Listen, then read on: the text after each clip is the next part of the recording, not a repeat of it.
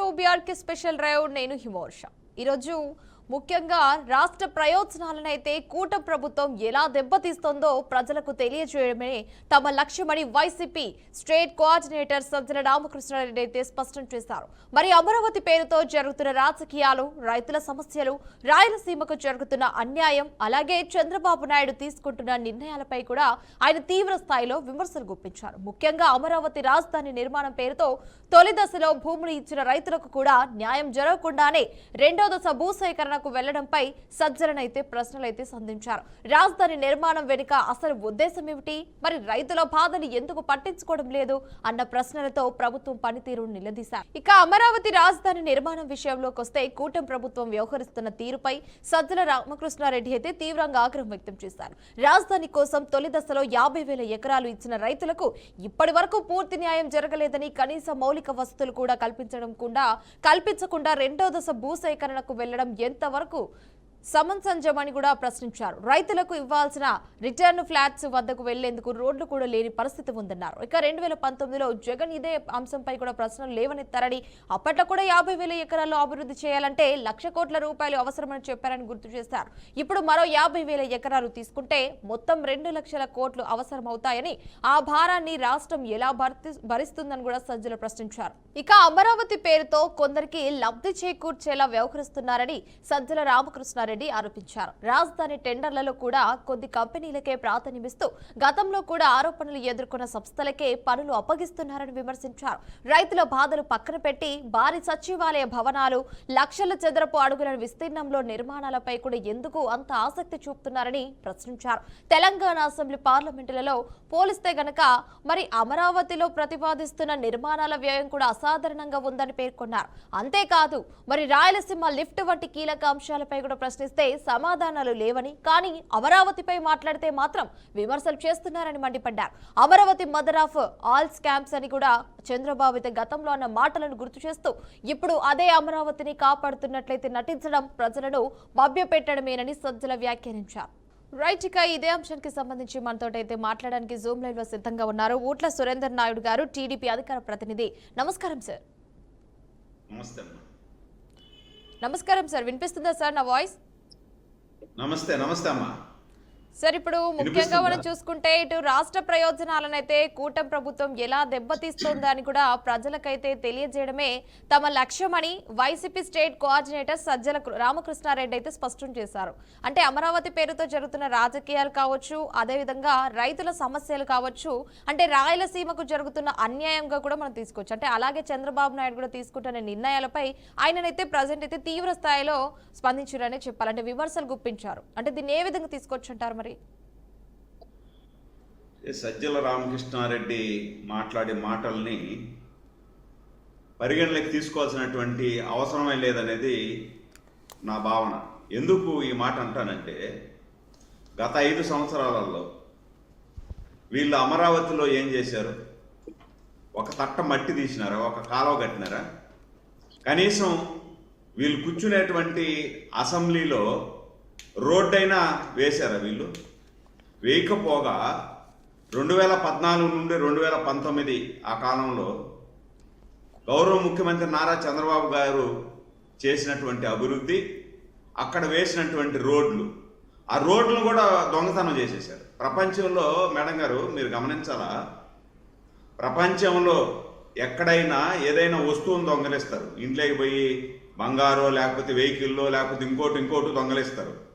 విచిత్రం, మన ఆంధ్రప్రదేశ్లో అమరావతిలో రోడ్లను దొంగలించినటువంటి నేర చరిత్ర ఉన్నటువంటి పార్టీ వైసీపీ పార్టీ.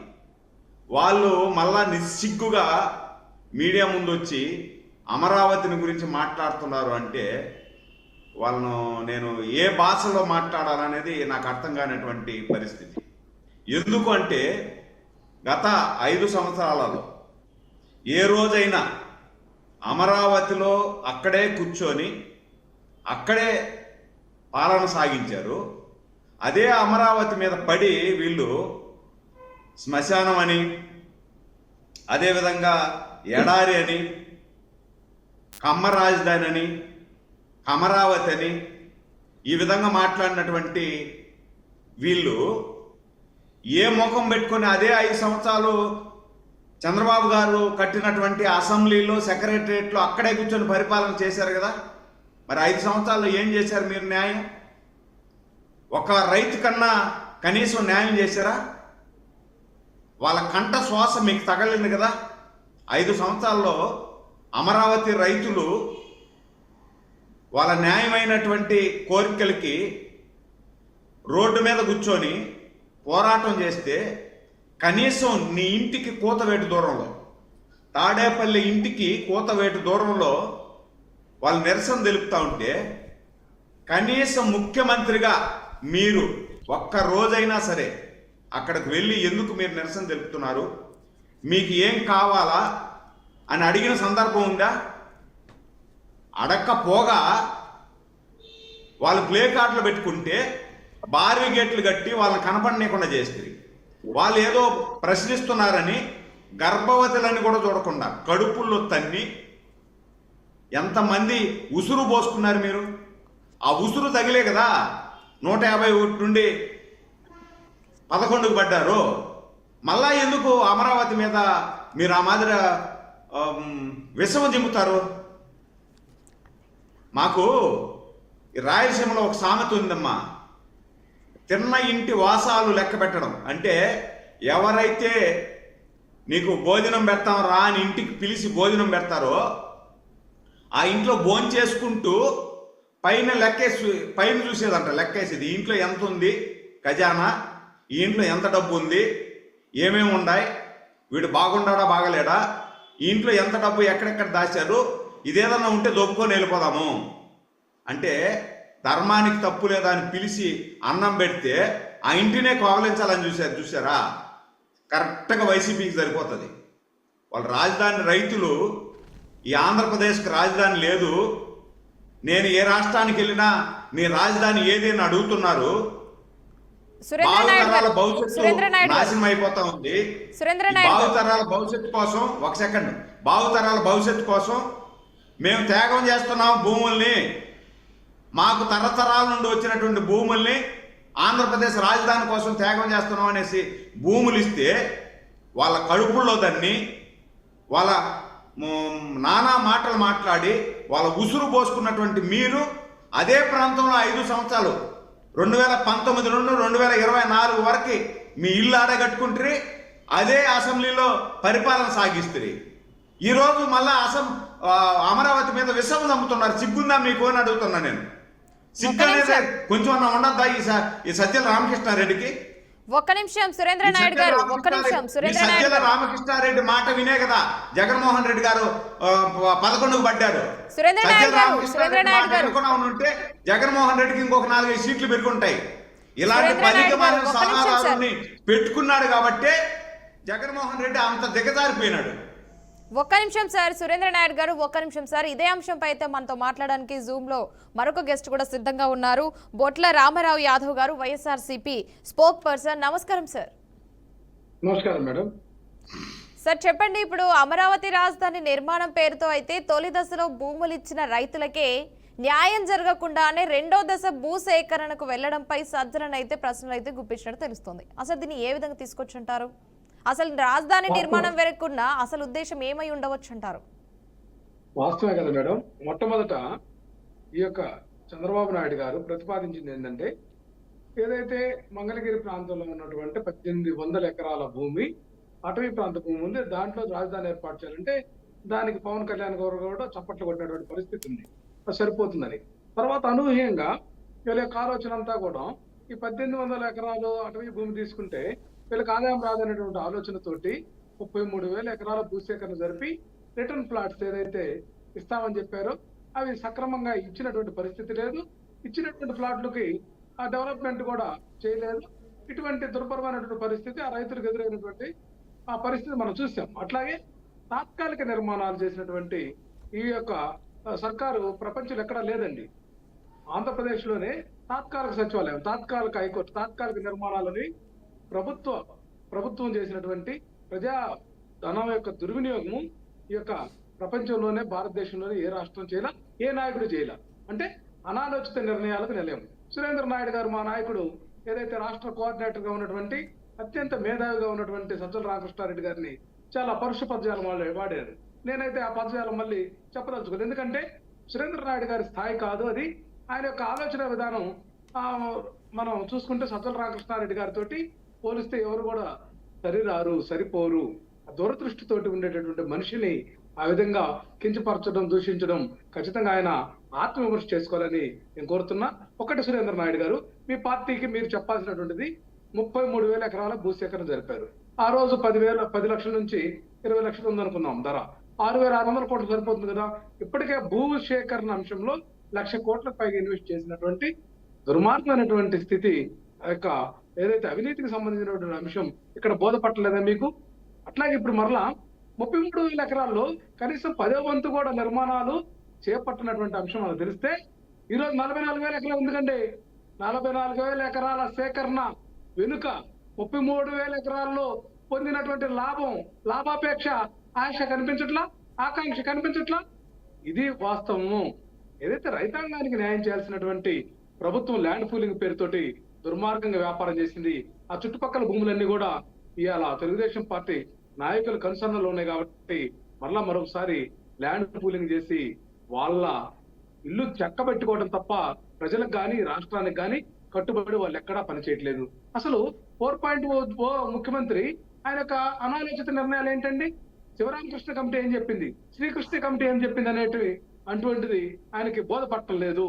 అట్లాగే ఆయన ఒంటెత్తు పోకడలు ఏంటంటే తాను జీవించినంత కాలంలో తన కుటుంబానికి, తన అనుయాయులకి, తన పార్టీ పెద్దలకు ఆస్తులు కూడబెడితే చాలు, ఏదో ఒక రోజు ఆ డబ్బులతోటి మరలా అధికారం పొందుతారనేటువంటి దురాశ, దురాలోచన, మోసపూరితమైనటువంటి విధానం తప్ప మోసపూరిత ప్రజలను మళ్ళీ మోసం చేయొచ్చు. అదేదో చెప్తారు కదా, కోడికి ఈకలన్నీ కూడా లాగేసి కొంచెం గింజలు కనుకేస్తే మళ్ళీ అది పాపం అక్కడికి ఈకలు లాగేసిన వ్యక్తి దగ్గరికి వస్తుందంట. ఆ మాదిరిగా ప్రజలను చూస్తున్నారు. అటువంటి ఆలోచన విధానంతో మోసపూరిత హామీలు ఇస్తున్నారు. సూపర్ 6, సూపర్ హిట్ అన్నారు. ఒక్క పథకం కూడా 147 పథకాలు హామీ. రామారావు యాదవ్ గారు ఒక్క నిమిషం. రామారావు యాదవ్ గారు, అమరావతిని ఇల్లు అది ఒక ఇన్సైడర్ ట్రేడింగ్. రామారావు యాదవ్ గారు ఒక్క నిమిషం. రామారావు యాదవ్ గారు ఒక్క నిమిషం ఇటు వినండి. రామారావు యాదవ్ గారు, ఇప్పుడు అమరావతి నిర్మాణం అనేది నార్మల్ గా జరుగుతూనే ఉంది. మరి అమరావతి నిర్మాణం పేరు పెట్టుకొని దోపిడీలు కూడా జరుగుతున్నాయి అంటూ కూడా కొన్ని ఆరోపణలు ఉన్నాయి. మరి ఇదే విధంగా తీసుకొచ్చుంటారు? ఖచ్చితంగా మేడం, ఇక్కడ తాత్కాలిక నిర్మాణాలకి అడుగు ఒక స్క్వేర్ ఫీట్ కి ఎంత వీళ్ళు చెల్లించారని చూస్తే 10 రెట్లు ఎక్కువగా చెల్లించినటువంటి పరిస్థితి మనం చూసాం. తాత్కాలిక నిర్మాణాలకి, అసలైన నిర్మాణాలకు కూడా మనం చూసాం. ఏదైతే కాంట్రాక్టర్లకు దోచిపెట్టడానికి ఇది ఒక మధ్య మార్గంగా చూసుకుంటూ మరలా ల్యాండ్ పూలింగ్ లో కూడా వ్యాపారం చేసుకుంటూ ఇల్లు అమరావతి చుట్టూ ఈ యొక్క రాష్ట్రం యొక్క రామారావు యాదవ్ గారు ఒక్క నిమిషం. రామారావు యాదవ్ గారు ఒక్క నిమిషం చెప్తున్నారు తప్ప ప్రజలకు బాధ్యతాయుతంగా సురేందర్ గారు చెప్పండి. ఇలా పాలన లేదండి. సురేందర్ గారు చెప్పండి. ఇప్పుడు రామారావు చెప్పేటివన్నీ నేను విన్నా, నేను కూడా వింటా. ఇప్పుడు సజ్జల రామకృష్ణారెడ్డి అంత విజ్ఞానవంతుడు, తెలివివంతుడు అయితే సరే అనుకున్నాం ఒక సెకండ్. జగన్మోహన్ రెడ్డి గారు ఇంకా చాలా గొప్ప తెలివివంతుడు అనేసి ఇంకొకసారి అనుకున్నాం. మరి 5 సంవత్సరాలు మరి రామారావు గారు వినండి. రామారావు మీరే సమాధానం చెప్తారు. మిమ్మల్ని అడుగుతున్నా ఇప్పుడు రామారావు గారు, మిమ్మల్నే నేను అడుగుతున్నా, మీరు సమాధానం చెప్పండి, నోట్ చేసుకోండి. నిజంగా మీకు అంత తెలివిపరులు లేదు, రైతు పక్షపాతి, రైతులకు న్యాయం చేయాలా అనే ఆలోచన మీకు ఉంటే 2019 నుండి 2024 వరకు ఎంతమంది రైతులకు మీరు సహాయం చేశారు, న్యాయం చేశారు? రిటర్నబుల్ ప్లాట్లకి ఎంతమందికి ఇచ్చారు? కనీసం కౌలన్నా ఇచ్చారా మీరు గత 5 సంవత్సరాల్లో? మరి రైతులు మన కోసమే కదా, నీ కోసం, నా కోసం, మనందరి కోసం, మన బిడ్డల కోసమే కదా రాజధానికి భూములు ఇచ్చారు.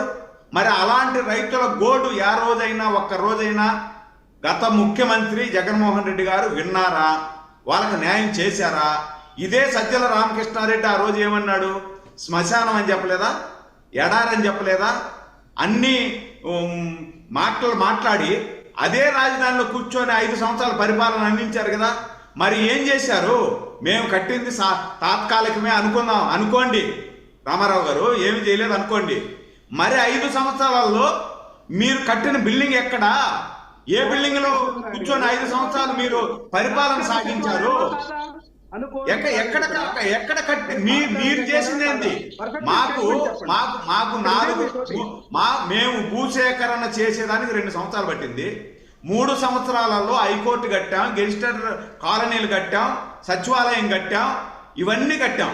మరి 5 సంవత్సరాలలో మీరు ఎన్ని కాలనీలు కట్టారు? ఎన్ని కాలనీలు కట్టారు? దానికి సమాధానం చెప్పండి. దానికి కదా మీరు సమాధానం చెప్పాలా? మేము చేసింది ఓకే, మేము తప్పు చేసినాము అనుకున్నా, మేము తప్పు చేసినాము అని మీరు అంటున్నారు. సరే, మేము తప్పు చేసినాము అనుకోండి. 5 సంవత్సరాలు మీరు ఏమి ఎలగబెట్టింది ఏంది? ఎన్ని బిల్డింగ్లు కట్టారు? దానికి చెప్పండి సమాధానం సూటిగా. ఒకటండి ఇక్కడ మేడం, ఇక్కడ ఒక అంశం. మా నాయకుడు జగన్మోహన్ రెడ్డి గారు చిత్తశుద్ధితోటి రైతులకు సంబంధించినటువంటి ఏదైతే కౌలు చెల్లించాల్సినటువంటి అంశంలో చాలా మంచి పద్ధతితోటి ఆయన చేసినటువంటి ప్రయత్నం మనం చూసాం. అట్లాగే ఇక్కడ కరోనా అనేది ఒకటి 2.5 సంవత్సరాలు వచ్చినా కూడా ఏదైతే మేము ఇచ్చినటువంటి హామీలు, మీరు ఇచ్చిన హామీలు కాదండి. ఇక్కడ 3 సంవత్సరాలు కౌలు చెల్లించాల మీరు.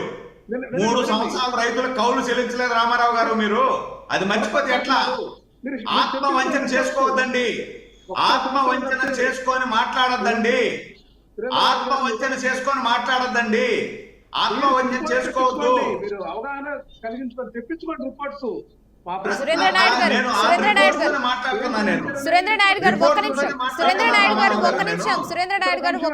ఒక్క నిమిషం సార్, మీరు అలాగే హోల్లో ఉండండి. చెప్పండి రామారావు యాదవ్ గారు, ఇప్పుడు మనం ముఖ్యంగా చూసుకుంటే ఇటు రిటర్నింగ్ ఫ్లాట్స్ వద్దకు వెళ్లే రోడ్లు కూడా లేకుండా రైతుల బాధలు మరి ఎందుకు పట్టించుకోవడం లేదంటారు? మరి ఇక్కడ ఒక అంశం మేడం, అమరావతికి సంబంధించినటువంటి అంశంలో వాళ్ళు లోపభూయిష్టమైనటువంటి విధానంతో ప్లానింగ్ చేశారు. ఎందుకంటే మనం చూస్తాం 10 సంవత్సరాల పాటు ఉమ్మడి రాజధానికి హైదరాబాద్ ని ఉపయోగించుకునే వెసులుబాటు ఉన్నా ఏదైతే ఓటుకు నోటు కేసులు అరెస్ట్ చేస్తారని భయంతో హడావిడిగా వచ్చారు తప్ప ఈ రాష్ట్రానికి రాజధాని ఏర్పాటు చేయడానికి కాదు. అది కూడా తాత్కాలిక సచివాలయం. ఎందుకు మేడం? ప్రజాధనం వీళ్ళకి అంత చులకన, ప్రజల యొక్క ధనం. మేడం గారు, మీరు రామారావు గారు తప్పులు మాట్లాడుతూ ఉంటే మీరు గమ్మునే ఉంటే కరెక్ట్ కాదు. మీరు ఆయన అడగండి, 5 సంవత్సరాలు ఏమి చేశారని అడగండి మేడం. అదే అడుగుతున్నాను సార్, అదే అడుగుతున్నాను సార్. సురేంద్ర నాయుడు గారు అదే అడగబోతున్నాను. ఒక్క నిమిషం, మీరు అలాగే హోల్డ్ ఉండండి అని చెప్పాను. అడగండి సురేంద్ర నాయుడు గారు, మీరు అలాగే హోల్డ్ ఉండండి. నేను అదే అడగబోతున్నాను, మీరు అలాగే హోల్డ్ ఉండండి. ఏం చేశారు 5 సంవత్సరాలు అడగండి. మీరు అడుగుతాను సార్, మీరు అలాగే హోల్డ్ ఉండండి. నేను అడిగే వరకు కూడా మీరు వినడం లేదు కదా. రిటర్న్ ల్యాండ్ ఎందుకు ఇవ్వలేదని అడగండి. రైతులు ఎందుకు పట్టించుకోలేదని అడగండి. అడుగుతున్నాను సార్, మీరు అలాగే హోల్డ్ ఉండండి. మీరు హోల్డ్ ఉంటే కదా నేను అడిగేది. అడగండి, అవి అడగండి మేడం. ఎంతమందిని చంపేశారు మీరు? రైతులు భూములు ఇచ్చిన రైతులను ఎంతమందిని చంపేశారు అది కూడా అడగండి. హాస్యాస్పదమైనటువంటి మాటలు వద్దు ఇక్కడ. వినండి మీరు, సురేంద్ర నాయుడు గారు, మీరు చెప్పినంత విన్నా. ఎందుకు మీరు దీన్ని డైవర్ట్ చేయాలని ప్రయత్నం చేయబాకండి. వినండి, మీరు ఎప్పుడు ఎప్పుడు ప్రయత్నం చేయలేదు, ఇట్లా ప్రవర్తించలేదు. గమనించండి మీరు. నేనేమంటున్నానంటే ఒకే రాజధానిని 2 సార్లు ప్రధానమంత్రితో శంకుస్థాపన చేయించినటువంటి కుసంస్కృతి ఏంటయ్యా అది? అట్లాగే మీరేదో ధర్నాలు చేసాము, రైతులు పోరాటం అన్నారు. ఏం లేదు, నియోజకవర్గానికి 20 లక్షల నుంచి 50 లక్షలు తెలుగుదేశం పార్టీ వాళ్ళు వసూలు చేసి నడిపించినటువంటి డ్రామా ఉద్యమం. రామారావు గారు, మీరు స్ట్రైట్ గా సమాధానం చెప్పండి. రామారావు గారు, మీరు స్ట్రైట్ గా సమాధానం చెప్పండి. డైరెక్ట్ గా నేను అడిగిన ప్రశ్నకు సరైన సమాధానం, స్ట్రైట్ గా సమాధానం చెప్పండి. సురేంద్ర నాయుడు గారు, మనకు సమయం కూడా చాలా తక్కువ ఉంది. ఒక్క నిమిషం సురేంద్ర నాయుడు గారు, ఫైనల్ గా ఒకటి అడుగుతానండి. ఒక్క నిమిషం సురేంద్ర నాయుడు గారు, మీరు అలాగే హోల్డ్ ఉండండి please please please. Sir Surendra Naidu గారు, రామారావు గారు ఫైనల్ గా మనం లాస్ట్ ఫైనల్ ఒక క్వశ్చన్ అడుగుతానండి. మరి టెండర్లలో కూడా కొద్ది కంపెనీలకు మాత్రమే ప్రాధాన్యం ఇచ్చి మరి రైతుల బాధలు మరి పక్కన పెట్టి భారీ నిర్మాణాలపై మరి ఎందుకు ఆసక్తి చూపుతున్నట్టు, దీని ఏ విధంగా తీసుకొచ్చారు? మరి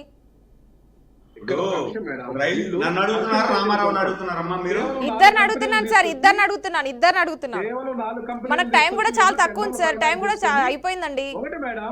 వీళ్ళు ఏం లేదు మేడం, ఒక ప్రాజెక్ట్ తీసుకుంటారు. ఉదాహరణ బనకచర్ల ప్రాజెక్టు. ఎందుకంటే మీకు అర్థం కావడానికి చెప్తున్నాం. 80,000 కోట్లు అంటారు, 10,000 కోట్లు రిలీజ్ చేస్తారు. మీరు ఇలాంటిప్పుడు అరగంట చాలు, గంట పెట్టుండాలి మేడం డిబేట్. గంట చెప్తే గానీ డిబేట్ రాదు. అది వాళ్ళు బనకచర్ల కాడికి పోతారు, లేకపోతే తెలంగాణకి పోతారు, ఇంకొక దానికి వెళ్తారు. వాళ్ళు సబ్జెక్ట్ అసలు సబ్జెక్ట్ మాట్లాడలేరు వాళ్ళు. అసలు సబ్జెక్ట్ లేదు వాళ్ళ సార్ దగ్గర. వాళ్ళు మాట్లాడు అమరావతి గురించి మాట్లాడలేరు వాళ్ళు. వాళ్ళ దగ్గర ఏమీ లేదు అమరావతి సార్ గురించి నెక్స్ట్ ఎపిసోడ్ లో మాట్లాడడానికి. మళ్ళీ డిస్కస్ చేద్దాం సార్. మళ్ళీ నెక్స్ట్ ఎపిసోడ్ లో డెఫినెట్లీ మనం ఈ అంశంపై మళ్ళీ డిస్కస్ చేసే అవకాశం కాదమ్మా, మనకు ఉంటుంది సార్. మీరు 1 అవర్ పెట్టుకోవాలా? అమరావతి అంటే అమరావతి కన్సెంట్ కావాలా? ఎవరైనా రమ్మని చెప్పండి. ఇప్పుడు డైరెక్టర్ రమ్మని చెప్ప, రామారావు నేమని చెప్పండి. టెండర్ ఒక కంపెనీ 2 కంపెనీలకు అని చెప్పేది కాదు. టెండర్ ఎంతమంది కంపెనీలు, ఎన్ని కంపెనీలు పోటీ చేస్తే అన్ని కంపెనీల్లో టెండర్ పాల్గొనొచ్చు. మరి రామారావు కంపెనీ ఏమనండి, లేదు జగన్మోహన్ రెడ్డి కంపెనీ ఏమనండి, లేదు సత్తల రామకృష్ణారెడ్డి కంపెనీని వేయమని చెప్పండి, ఓకే, ఓకే, వేసి ఓకే. చేయమని చెప్పండి. L1 ఎవరికి వస్తుందో వాళ్ళే కన్స్ట్రక్షన్ చేస్తారు. Okay okay sir. రామారావు గారు, అదేవిధంగా సురేంద్ర నాయుడు గారు, థ్యాంక్ యూ సార్ ఈ డిబేట్లో పాల్గొన్నందుకు. Thank you sir, thank you so much. చూశారు కదండి, అసలు ముఖ్యంగా మనం చూసుకుంటే అసలు మరి టెండర్లలో కూడా కొద్ది కంపెనీలకు మాత్రమే మరి ప్రాధాన్యం ఇచ్చి రైతుల బాధలు పక్కన పెట్టి మరి భారీ నిర్మాణాలపై మరి ఎందుకు ఆసక్తి చూపుతున్నారు? ఇంత జరుగుతున్నా అసలు ఏం జరుగుతుంది? అసలు అమరావతి నిర్మాణంలో జరుగుతున్న దోపిడీలు ఏంటి? దీని వెనుక గల కారణాలు ఏమిటి అని చాలా మంది విమర్శలు కూడా గుప్పిస్తున్నారు. చూశారు కదండి, ఇదండి ఇవాళ బీఆర్కే మరొక కిండప్తిలో మళ్ళీ కలుద్దాం. అంతవరకు చూస్తూనే ఉండండి బీఆర్కే న్యూస్ తెలుగు సత్తా.